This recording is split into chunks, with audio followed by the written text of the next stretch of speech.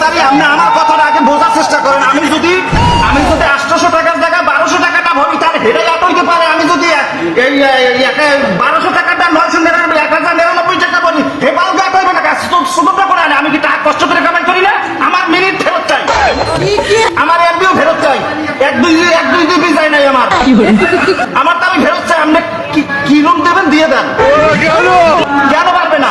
700 টাকাটা যদি 1500 টাকা করি, এটা যদি এক হইতে পারে, তাহলে ওই 1200 টাকা 1199 টাকা 999 টাকা বলে এটা এক হইবে না। কারণটা কি? সমস্যাটা কোন আনন্দ?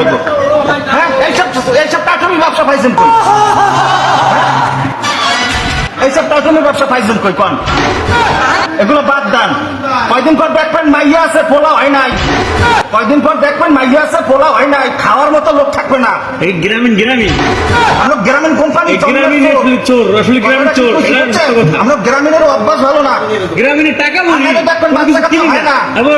এগুলো বাদ দেন, এগুলো বাদ দেন, এগুলো ভালো না। আমারটা পড়ে থাকবে। আমি তো আমরা গ্রামীণ কোম্পানির বাপের টাকা ভরি নাই, বসি আমার টাকা ব্যবসায় বেশি দরকার। আমার ওই মিনিট আর ওই এমবি ফেরত চাই।